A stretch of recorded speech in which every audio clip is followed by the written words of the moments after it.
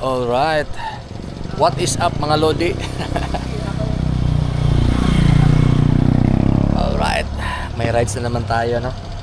And then Loy po. Nice ka, Loy.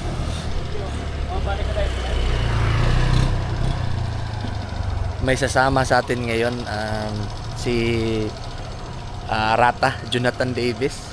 Bagong recruit ng cycling. So parang apat na kami sa group chat ngayon, no, na magsa-cycling. Pero binubuo pa yung timing. And then hinihintay ko si ngayon si Rata.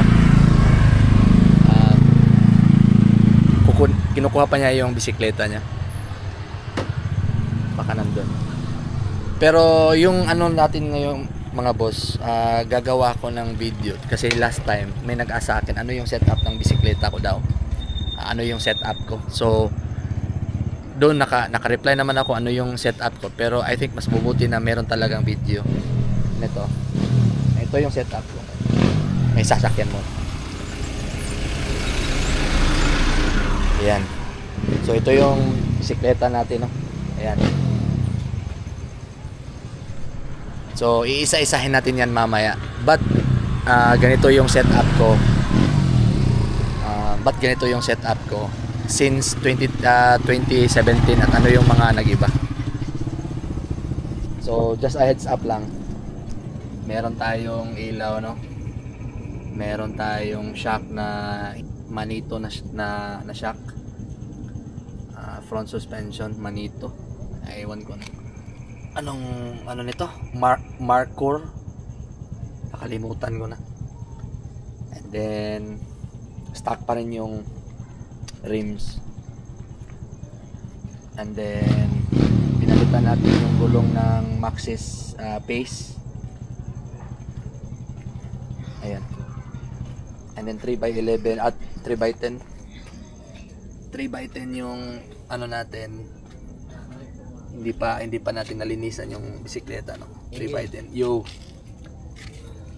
Tatlong gear sa harap at saka 10 sa likod.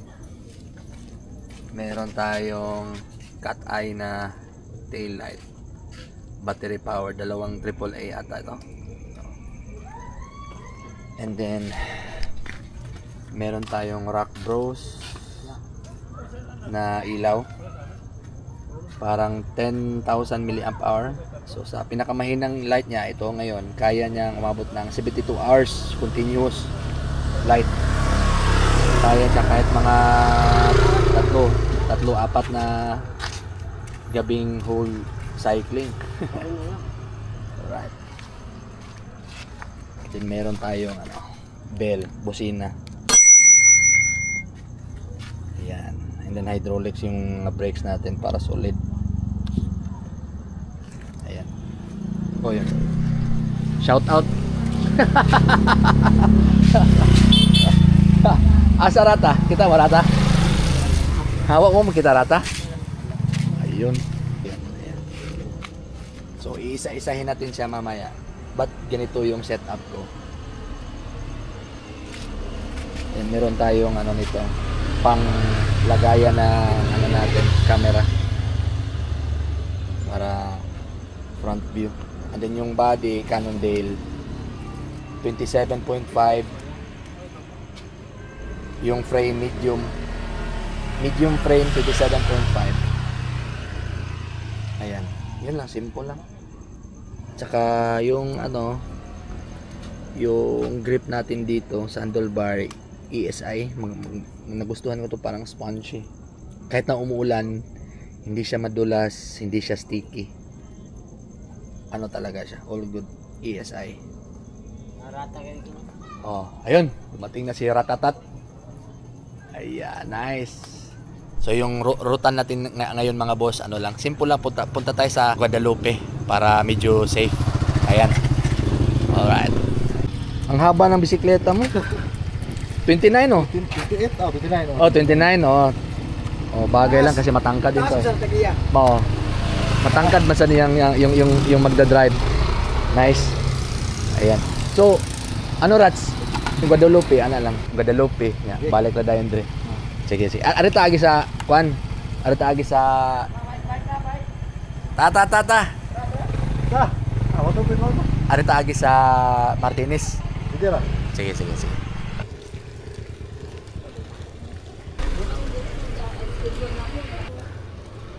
Padjak. Alright. Nagigetting to know pa si ano, si Ratatat sa bisikleta niya. Bagong bili yung bisikleta. Yan. 29ers. Getting to know pa sa ano, behavior.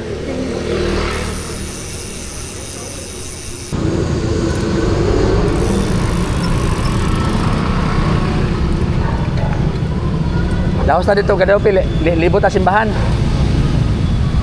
Murag paigo ra na 30 minutes. Tingali. Ay.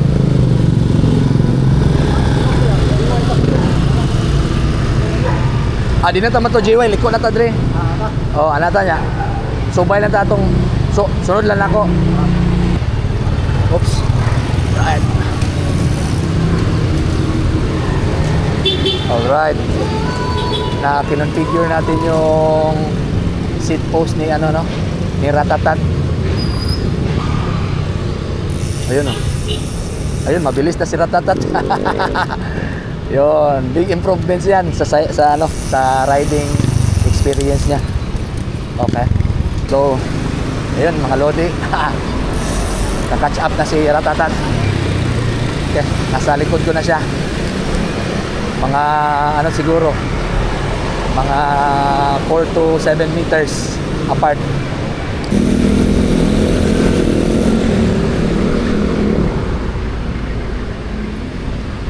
Sige. Ay, ikaw na, ikaw na. Ha? Straight lang. Oh.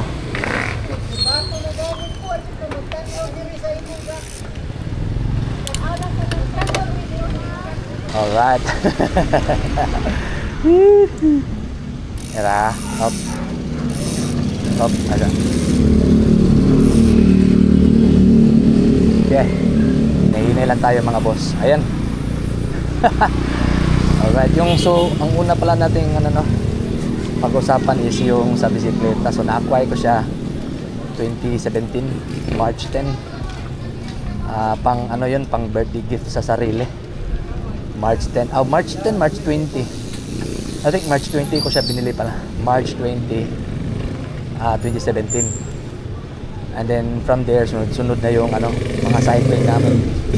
Napunta na kami sa Camotes. with the group. Grabe yun. Nabili siya March. And then nagkamotes agad pag May. Grabe yung parang training. During the years, ano pa, mga stock pa yun. And then change ko siya yung setup. Ina-upgrade ko siya. Depende sa ano, sa needs ko. Hindi ako nag-upgrade dahil maganda sila tingnan or may nakita ko at nagustuhan ko at in-upgrade ko. Hindi. Nag-upgrade ako dahil need talaga siya. Nag-upgrade ako dahil it's either may nangyari na bad experience or needed talaga na nagsasuffer na ako. So, yung unang in-upgrade ko right after nung ano, pagkabili is yung group set. So, from stock na group set, in-upgrade ko siya agad ng ano, Shimano Dure. Yung pinaka rare nila na 3x10 na Shimano Dure. I think M4100, M5100 or M6100 ba yun. So yun, kasi ang nangyari, yung papunta ko ng office, nag-change gear ako, hindi kumagat agad yung change gear ko. Dun muntik na ako na disgrasya dun sa hump nila na napaka-solid na metal. Uy, nawala na si Rata. Nangyari. Oh.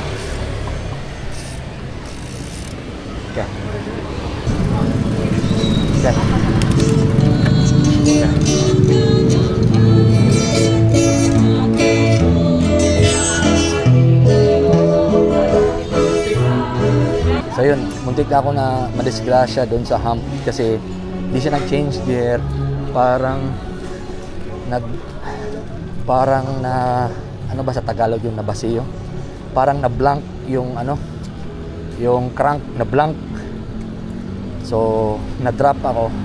I mean, nakatukod ako, pero hindi naman ako natumba, pero kaunti na lang masaslide na rin yung gulong ko dahil dun sa metal na hump nila. So ayun, kinabukasan pinalitan ko na agad ng Fiore. So ayun mga boss, kinabukasan bumili pa, in-upgrade ko na agad yung doon ako bumili pala sa bisikleta doon sa PBC Manila Town Center, yung Bikeology. Doon ako bumili kasi yung promise nila lifetime yung service. Pag nagpapaservice ako ng bisikleta, lifetime free yun. Yung parts lang yung bibilhin ko, so walang bayad yung magpapaservice pa, tune up yun. Kaya doon ako bumili. And yun yung unang na-upgrade ko, yung group set talaga. Parang entry level siya ng parang mga race, entry level siya na group set. Sobrang reliable niya mga boss. Wala, until now yun pa rin yung gamit ko, pero yung na-change lang niya is yung cogs na lang kasi naupod na yung cogs. At saka palit ako always ng new chain. Pero yung niya, yung derailleur niya at saka yung front na chain ring niya is pa rin, as is pa rin. Pati na yung brake niya, I mean yung brake niya, muntik na ako nawawalan nga ako ng screw, isang screw after 5 years nawalan ako ng isang screw. Buti na lang yung mekaniko ng BTC sa Bikeology, binigyan niya ako ng isang screw, pero kakahanap namin yun. Binigyan ako ng isang screw para magamit ko ulit yung brake sa kaliwa. So yun yung sa group set.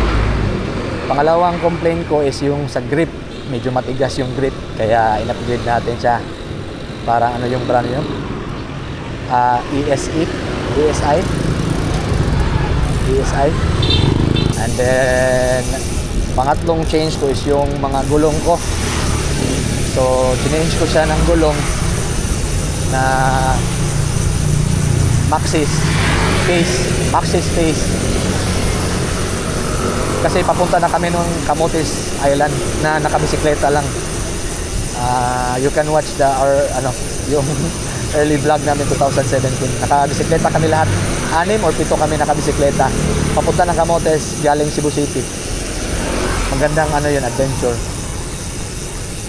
And then yung sunod na change ko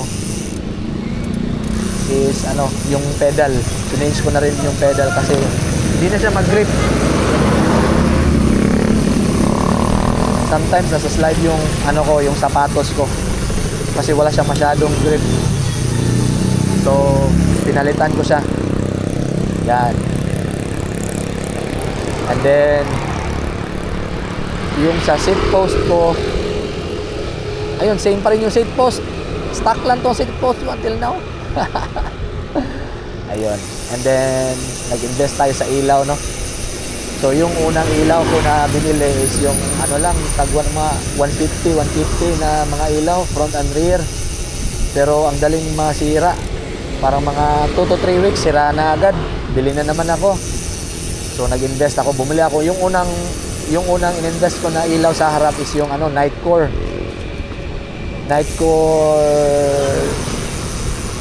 B35 ata yun, Nightcore B35, yung may 5,000 mAh na battery. Solid yun, mabigat, kaya niya dalawang whole night na biyahe. And nagtagal siya sa akin, mga 6-7 taon din. Tagal siya sa akin. And then yung backlight ko, yung tail light ko is gamit ko cat eye na battery powered, AAA batteries. And then waterproof na rin siya. So 350 to 450 yan. And masisira siya every 1.5 years. Yun yung tansya ko. So worth it for 450 pesos for 1.5 years. Napakasulit na nun. Sulit na talaga nun. So ayun, nag-maintain ako ng ilaw na to sa tail light. And then yung sa likod, ay sa harap, nasira na yung Nitecore B35 ata. So ano na tayo, bumili tayo ng bago. Type C na yung charger. Yung Nitecore kasi ano pa, micro USB. Ali Rats, paspasi. Nakago kasi.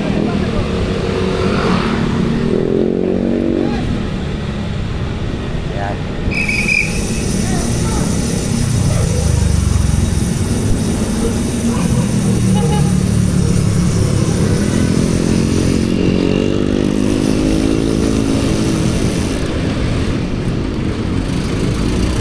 And ayun, bumili tayo ng Rock Bros. Iwan ko, nakalimutan ko yung ano niya, model niya. Basta Rock Bros to. Kaya niya 72 hours continuous light. Continuous na light. So gusto ko yung ano, matagal malubat sa likod, sa harap. And then sa likod naman, matagal din siya malubat kasi blinking lang niya eh. Hindi kumakain ng masyado ng battery. So parang yung dalawang AAA, kaya niya ata mga 8 months to 12 months. Yun yung pagka-remember ko. Ayan. So yan yung, I think yan yung siguro yung setup ko. Yung brake nito, ano na, part na ng group set eh. Shimano pa rin. Hydraulic siya. Palit lang ako ng brake pads. I think yun lang yung sa bike setup ko mga lods. I think na sabi, yung handlebar same lang naman, stock pa rin. Pero yung parang screw nito or yung parang dito na side, parang napalitan ng ano, pinalitan ng mekaniko kasi siguro dahil sa kinalawang. Pero yun lang yung napalitan niya. And then yung shock pala,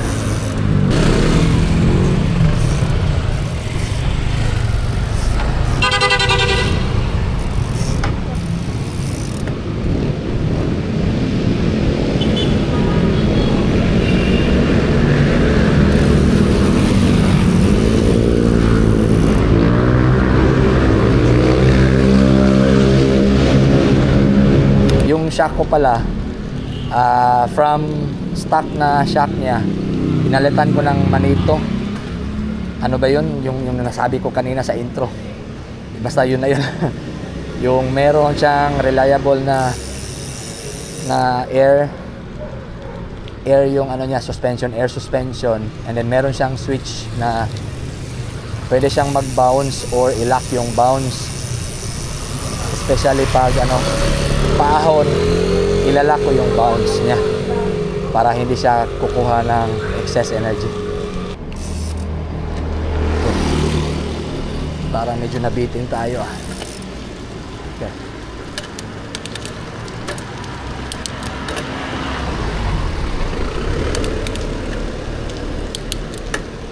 So, I think na medyo nabitin tayo sa rides mga lods. So, try natin akyatin yung Quinto Limbo. Ito yung napaka-steep talaga na daan dito. Short lang naman para makompleto yung ano. Rats, mo balik ako Rats. Musakas ako di kadali. Ha?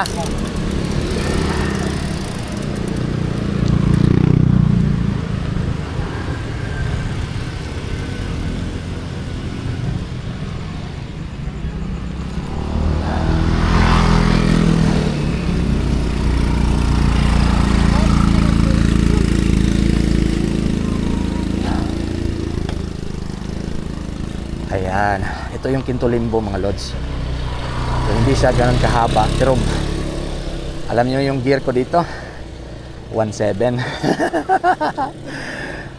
Granny sa harap, pinakamaliit. And then sa likod, pampitong gear. Naka-anim na change gear tayo mula sa pinakamaliit sa likod. So 1.7. Okay. nabitin tayo sa ride kasi ano, marami tayong diniscuss.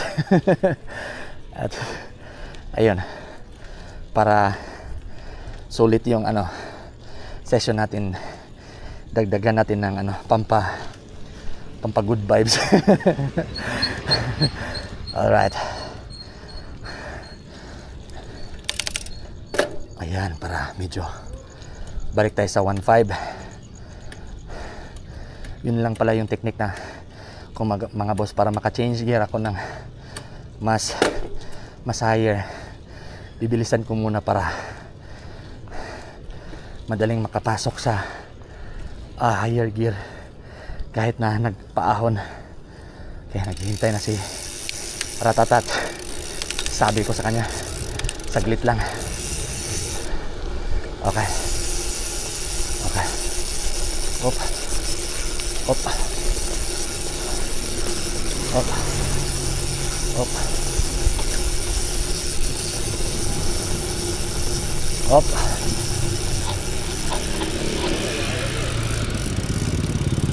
Okay. Alright. Ayan, so I think that's pretty much it mga lods. Kita-kits sa next video, no? Salamat sa panonood. Shout out sa lahat. Thank you. Kita-kits. Bye-bye.